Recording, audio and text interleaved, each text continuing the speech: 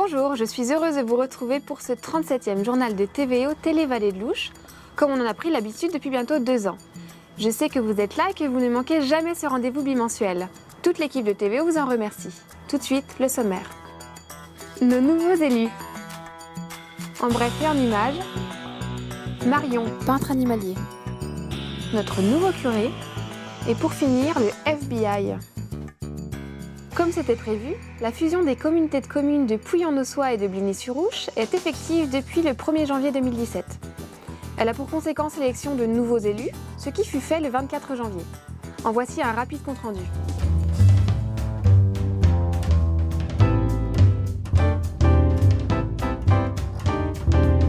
Je suis nouveau président de la communauté de communes de Bligny-sur-Ouche, Pouilly-en-Auxois, issu donc de la loi NOTRe, qui est donc la nouvelle organisation de la République, qui a été créée par arrêté préfectoral au mois de décembre 2016 et instituée au 1er janvier 2017. C'est donc tout nouveau. Je suis accompagné pour ce travail par 8 vice-présidentes et vice-présidents qui représentent une bonne répartition sur nos 2 anciens cantons, canton de Bligny, canton de Pouilly. Pourquoi ? Parce que justement, cette nouvelle communauté de communes s'exprime sur l'ensemble de ces anciens territoires.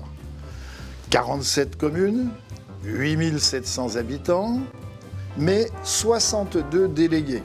C'est-à-dire que l'ensemble de toutes les communes des anciens cantons de Bligny et de Pouilly sont représentés. Je suis très heureux déjà de la bonne répartition des élus entre les 2 communautés, puisque de cette façon, nous allons pouvoir travailler pour constituer quelque chose de commun. L'ensemble des propositions de cette commission exécutive, de ce bureau, sera toujours présenté à l'ensemble des 62 délégués. C'est cet ensemble des 62 délégués qui va voter et qui va décider. Les compétences de la communauté de communes, nous avons le développement économique, l'aménagement de notre territoire, le tourisme, bien sûr, l'environnement, la transition énergétique et écologique, la jeunesse et les affaires sociales. Et en plus, l'eau, l'assainissement, GEMAPI, donc la lutte contre les inondations. Nous allons nous mettre au travail très rapidement, mais il faut que nous nous connaissions. Donc pour pouvoir le faire, nous allons conserver les 2 sites. C'est-à-dire que la communauté de communes de Pouilly-Bligny restera en un site à Bligny-sur-Ouche, là où vous l'avez toujours connu, et également à Pouilly-en-Auxois, à la Maison de Pays. Ces 2 sites, pourquoi ? Parce que nous voulons la proximité de l'ensemble de cette représentation auprès de notre population, auprès de nos habitants. Il y a assez de services publics qui disparaissent. Il faut que nous soyons le relais de nos habitants vis-à-vis de ce qu'ils désirent, vis-à-vis de ce qu'ils veulent voir de leur secteur, de leur territoire. Nous aurons également à expliquer ce que nous sommes, à quoi nous servons et comment nous allons l'effectuer. Donc nous aurons également une communication importante, notamment par cette télévision, qui pourra relayer effectivement nos travaux. Je vais demander à mon équipe, à mes vice-présidents de se présenter et je terminerai tout à l'heure mon exposé. Donc, je suis Jean-Marie Févret, maire d'Aiguilly. J'étais 2e vice-président à la communauté de communes de Pouilly-en-Auxois. Je suis aujourd'hui 1er vice-président. Denis Niotte, je suis également le maire de Bligny-sur-Ouche et j'exerçais auparavant les fonctions de premier adjoint à la communauté de communes de Bligny-sur-Ouche. Je suis Guy Mercier, maire de Benne de Pouilly, tout près de Pouilly-en-Auxois, vice-président déjà sortant de la communauté de communes de Pouilly. Danielle Ducret-Lamal, donc je suis première adjointe à Torrey-sur-Ouche. Je suis vice-présidente sortante de l'ancienne communauté de communes de Bligny. Didier Lévy, maire de Chély-sur-Armance. Pascal Janisseski, maire de Monceau-et-Charnant. Je suis vice-président sortant de la communauté de Bligny-sur-Ouche. Daniel Barbier, maire de Veilly, président sortant de l'ancienne communauté de communes de Bligny-sur-Ouche. Michel Poyot, je suis maire de Bande-de-Saint-Auxois. Et j'étais troisième vice-président à la communauté de communes de l'Auxois-Sud. Et bien voilà, la présentation de l'ensemble de cette commission exécutive qui va maintenant travailler pour vous. Croyez bien que nous reviendrons souvent pour vous présenter l'ensemble des travaux que nous allons mettre en place pendant ces 3 ans. Je vous exprime, j'en suis certain, l'attachement de tous vis-à-vis de ce nouveau territoire, la force que nous allons constituer ensemble avec nos agents, avec les élus et avec l'ensemble des habitants de ce canton. Et je ne terminerai pas sans vous présenter au nom de tous l'ensemble des meilleurs vœux, les meilleurs vœux pour vous, vos familles, les réalisations que vous attendez pour cette nouvelle année 2017. Merci à vous. La quinzaine qui vient de s'écouler fut très chargée en événements de toutes sortes. Découvrons ensemble son rapide résumé.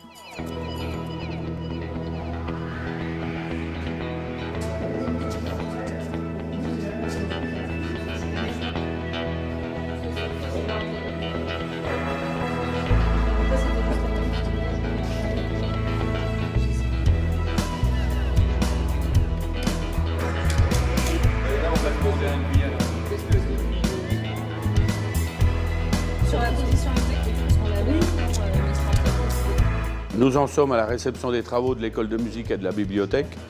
Il y a encore quelques menus travaux à finir.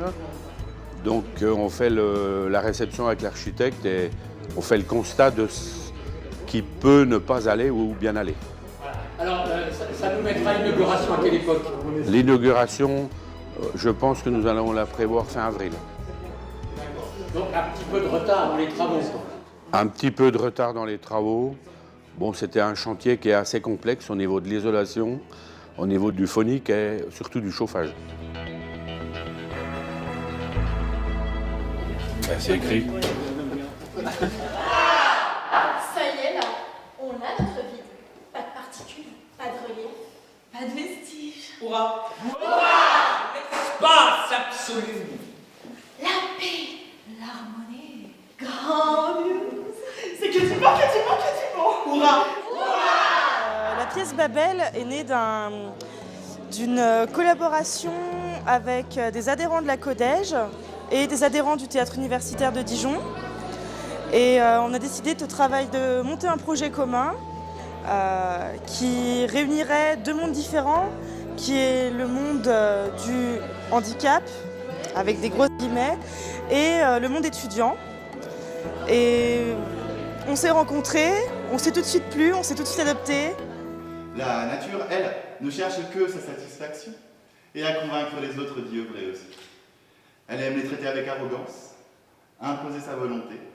Elle trouve des raisons d'être malheureuse quand le monde rayonne tout autour d'elle. Parce que c'est Sébastien Foutoyer, notre metteur en scène, qui a écrit la pièce en se basant sur nos conversations privées qu'on avait le midi en répétition ou des textes qu'on a écrits, trouvés. C'est un melting pot d'un peu tout ça. Il y a une insatisfaction générale qui règne comme ça chez nos concitoyens. Et depuis septembre, on la joue plutôt régulièrement. On a encore 5 dates à partir de celle-ci où on jouera à Montbard, à Salive et on clôturera tout ça à Dijon au Théâtre Mansart le 19 juin.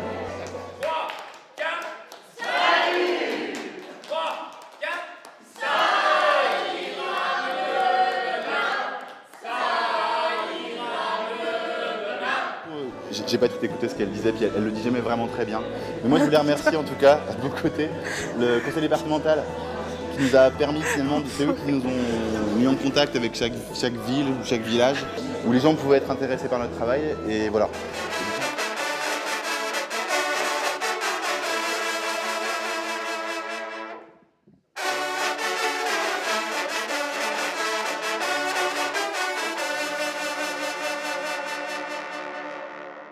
N'oubliez pas, chers confrères, que vous êtes tous des bâtonniers potentiels et que la pérennité de la confrérie dépend de la mobilisation de chacun d'entre vous.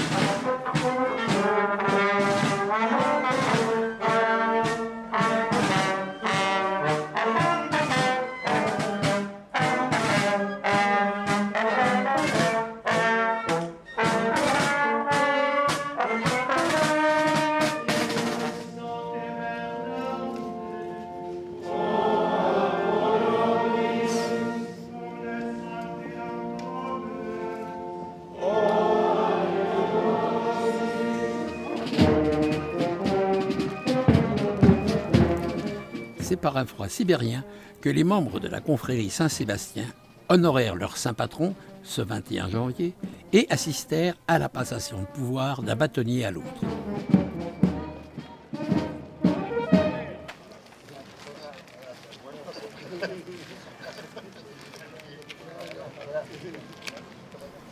Puis ils rendirent hommage aux soldats morts pour la France.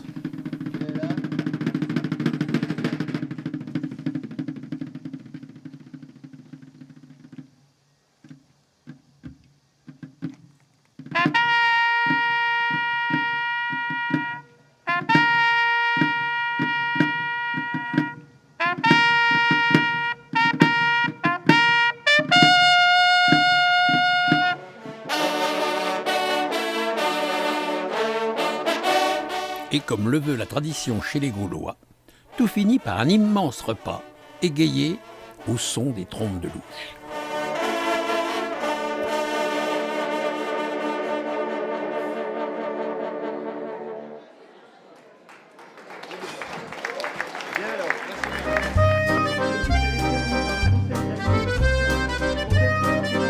Bonjour Michel. Bonjour Gérard. Alors qu'est-ce qui se passe aujourd'hui à la mairie de Bligny? Aujourd'hui, c'est l'Assemblée Générale du Club de l'Amitié du Val-d'Ouche et important adhérent de Génération Mouvement. J'appuie là-dessus parce que c'est un club qui rassemble maintenant tous les âges, toutes les personnes qui veulent bien se rassembler pour participer à des activités, à des voyages. Alors, le bureau est renouvelé, mais c'est le même, donc il n'y aura pas de vote. Non, il n'y aura pas de vote. Par contre, on change les statuts. On prend les statuts proposés par Génération Mouvement qui permettent de faire beaucoup plus de choses. Et vous reconduisez votre réveillon? On reconduit le réveillon parce qu'il y a un grand succès. On a refusé du monde encore cette année. Ça plaît à première vue à beaucoup de monde. Donc on le reconduit pour décembre 2017. Et pour la troisième fois? Pour la troisième fois, et on espère bien que ça continuera. Il y a un repas après? Il y a un repas, bien sûr, un repas dansant animé par Orphéane. Orphéane, vous attendez? On attend 90 personnes. Formidable. Voilà. Bonne journée.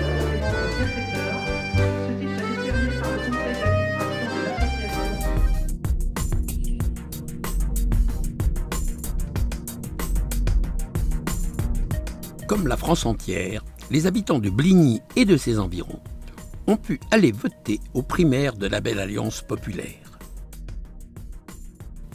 Après avoir signé la charte qui stipulait qu'on adhérait aux valeurs de la gauche et réglé la somme modique d'1 €, on pouvait faire son choix parmi les candidats.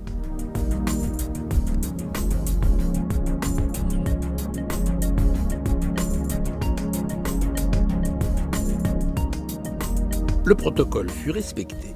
À 19h, le dépouillement commença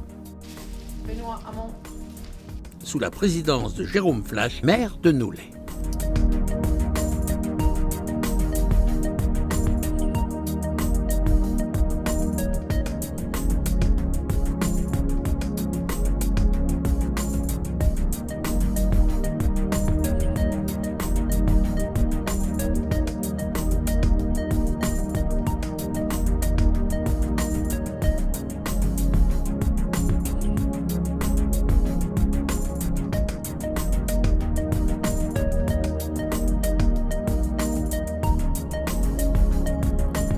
Vous avez été nombreux le mois dernier à découvrir Marion, peintre animalier, lors de son exposition de Vevey-sur-Ouche.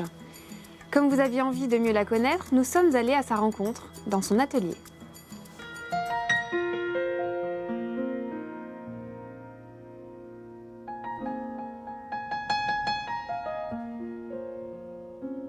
Bonjour Marion. Bonjour. On est revenu te voir après avoir visité ton exposition à Vevey.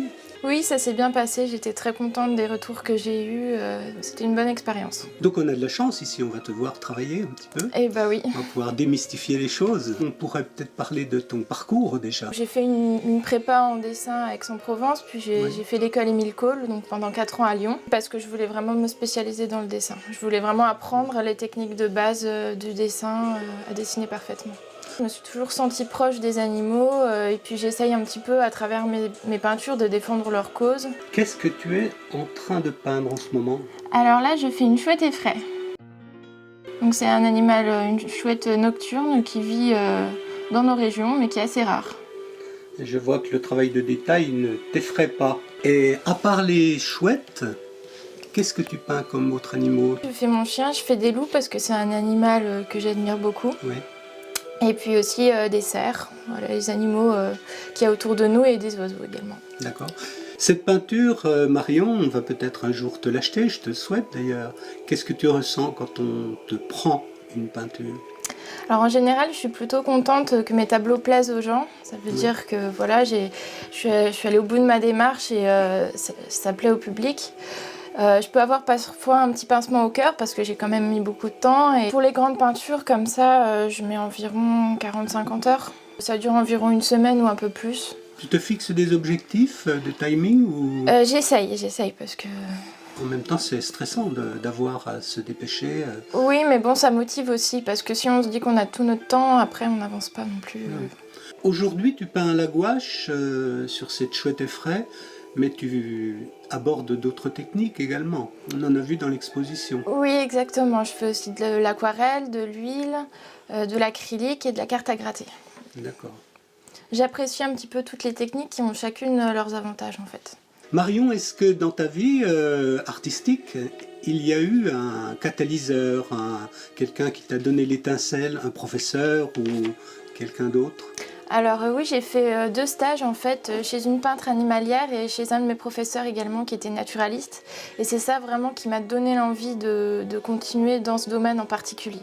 Alors Marion, à part une rencontre amoureuse, qu'est-ce qu'on peut te souhaiter en ce début d'année? Alors j'aimerais beaucoup pouvoir vivre de mon art, hein, tout simplement. Oui. Voilà, pouvoir gagner ma vie avec ça et continuer à créer. On va te laisser continuer ton travail, ton beau travail. D'accord, et merci Bravo. beaucoup, merci d'être venu. Et au revoir. Merci, au revoir.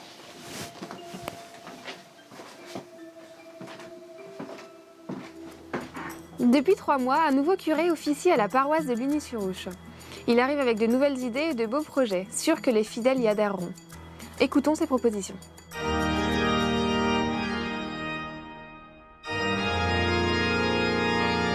Vous êtes le nouveau curé de la paroisse de Bligny? De Bligny-sur-Ouche et à Arnay-le-Duc aussi. Voilà, depuis 4 mois, je suis arrivé. Après 10 années de service à Montbard. Mais ça fera tantôt au mois de juin que j'ai été ordonné prêtre. Donc j'ai commencé mon ministère pendant 8 ans à Chenauve, Marsanais, Périgny-Couchet. Après j'ai fait 12 ans sur Brazé-en-Plaine et Saint-Jean-de-Laune. 10 ans à Montbard et me voici ici dans ces 2 paroisses. On appelle un prêtre bourguignon alors? Ben oui, même si mes origines ne sont pas bourguignonnes, puisque je suis originaire du Jura. Toute ma famille est dans le Jura, dans le premier plateau.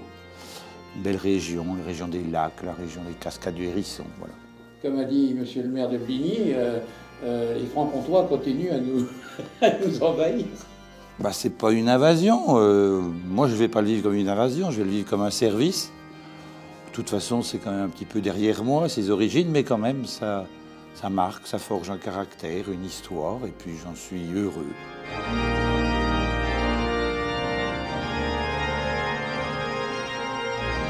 Au niveau des messes, en ce qui concerne les 2 gros bourgs, c'est déjà sur Bligny et Arnay, il faudra savoir, du moins je propose ça cette année, pour que les gens s'y retrouvent, que tous les dimanches pairs, les messes soient à 9h30 à Bligny le dimanche et 11h à Arnay.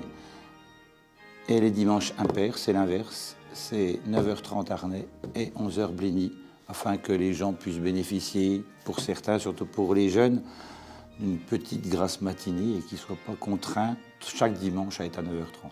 Je ne veux pas oublier les petites communes. J'ai été agréablement surpris de voir tous les travaux qui ont été faits dans nos églises de village. Et je trouve dommage, bon, avec 43 villages, 43 églises à desservir, qu'il n'y ait qu'une messe par an, quasi. Donc j'ai doublé le nombre de messes en mettant en semaine des messes en fin de journée à 19h30, soit pour fêter, honorer les saints patrons des villages et des églises, soit des petites fêtes comme la conversion de Saint-Paul, Saint-Joseph, la présentation du Seigneur au temple, donc ça, il faut se renseigner. Il y a des feuilles d'annonce qui circulent, qui sont produites chaque mois pour informer les paroissiens. J'avais informé aussi chacun des maires pour qu'ils soient au courant et qu'ils puissent informer leurs administrés.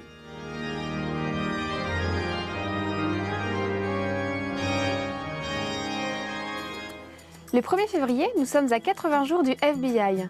Nous comptons sur votre participation pour que cette manifestation devienne l'événement culturel incontournable de l'année 2017. Les organisateurs sont d'ores et déjà dans les starting blocks.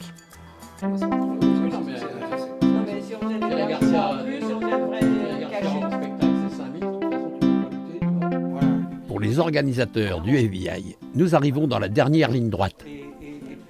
Je suis Lionel Rousseau, je suis donc l'animateur officiel du bien public, pro du bien public et présentateur des manifestations régionales et extra-régionales. Et j'ai le plaisir de présenter ce festival, le FBI, qui certainement dans les années à venir deviendra national et international. Vous avez dit le FBI, nous on dit le FBI. Mince alors, ça... D'accord, le FBI.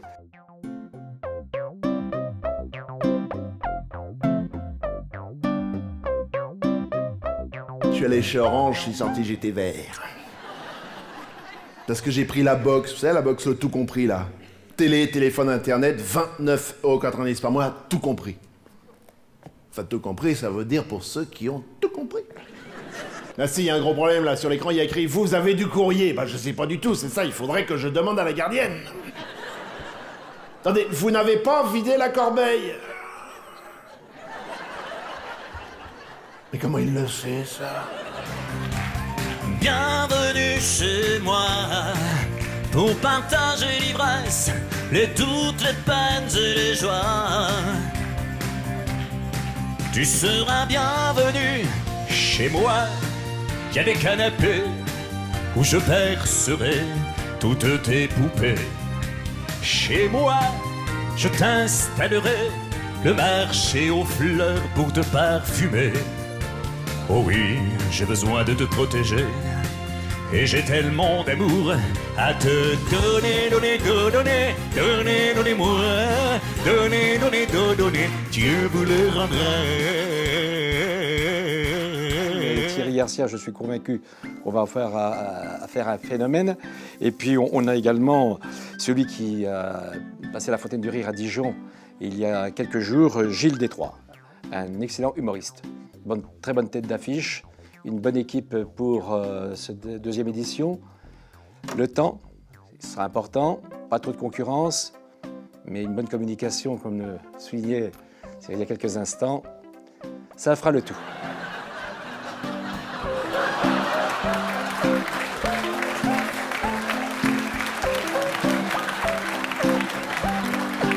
Je vous remercie de votre présence sur notre Web TV. Je salue les habitants de Pouilly-en-Ossois et de sa région qui, comme vous, vont être de plus en plus nombreux à nous regarder. Bonne quinzaine à tous et à dans 15 jours.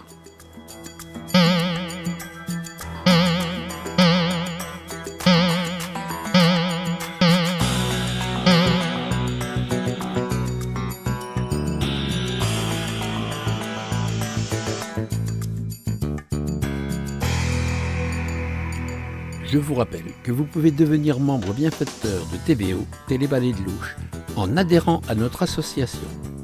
La cotisation pour l'année 2017 est de 15 €. Merci de votre générosité.